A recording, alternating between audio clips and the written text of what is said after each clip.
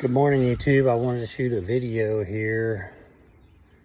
Show you guys, if you're gonna do ball pythons and you're not doing high-end stuff and you're trying to make any kind of money, the first problem you're gonna run into is feeding your snakes. This is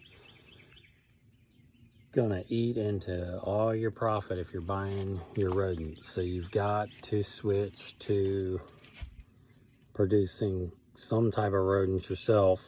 Here we do mice, rats, and we're starting into African soft furs too. I got a few bins of those. So I have this pole barn here, and I'll show you and go through a few little tips and tricks to kind of help you save a little money.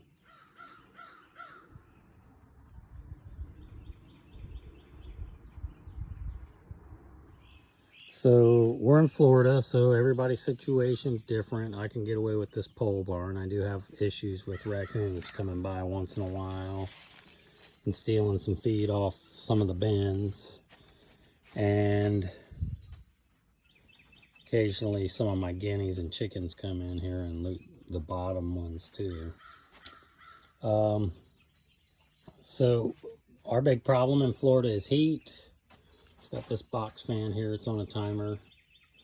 Certain time of the day it kicks on, and then in the evening it turns back off.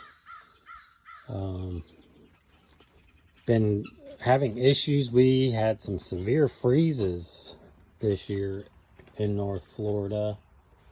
We actually had a pipe bust up here, and of course it drenched a bunch of my rodent racks, which didn't go well. So we're kind of rebuilding a lot of these. We've almost got it built back out again. Got one more bin down there at the bottom, one more row, and I'll be at max capacity again there. So we put a little filter on, filter the water. We've got this pressure gauge here that lowers the pressure. I've installed a low pressure gauge here, which has been working well, 3 to 4. If you use a cheaper one of these water pressure valves, you'll get inconsistencies, and what will happen is your liquors will not stay consistent, and you'll get drips, and you end up with stuff that's drowned, which ain't good. A couple other little things I wanted to show you. We're fortunate enough, if I'm very close to water. This is water hyacinth that was introduced here, I guess in the 40s. They basically declared war on it. Technically it's illegal in the state of Florida to collect it, but forgive me, Ron DeSantis, we feed it to our rodents and they love it. So that's a free food source. About once a week I stop by, collect it. When I'm cleaning out my cages, everybody gets a couple pieces, and I mean, they jump on it, especially the rats. The rats love it.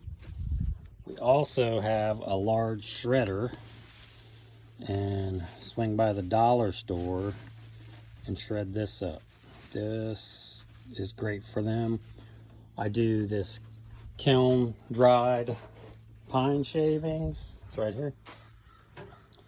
Do 2 scoops of that in the bottom of the bin, and then several handfuls of this shredded paper, which the rats are able to keep nest up, and then it also doubles as bedding, so it works great for them.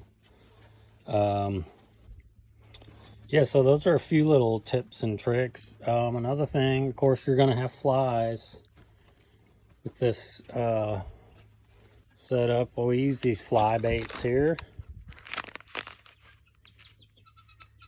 It don't matter what brand. This is just a powder. It has some kind of like pheromone or something in there that attracts them. You can buy the kit. At this point, I've got plenty of the trap kits, so all I need are the refills. Here's one style here, and it's active. There's flies in there. What happens is they fall in and drown in the water, and then they start to rot, and of course that draws in other flies.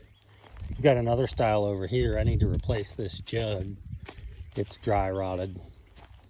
Just haven't gotten around to it yet, but it's working as well. And these are just a little cap that goes in the top. And they crawl in through those little holes. And they can't really fly out. And they kind of go down in there, get in the water, and drown. So that's a couple little tips that we do to cut some corners and have some cost savings. My incubator is full right now. It's getting towards the end of April.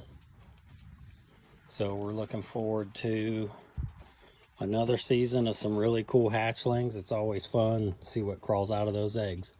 All right, guys, like and subscribe.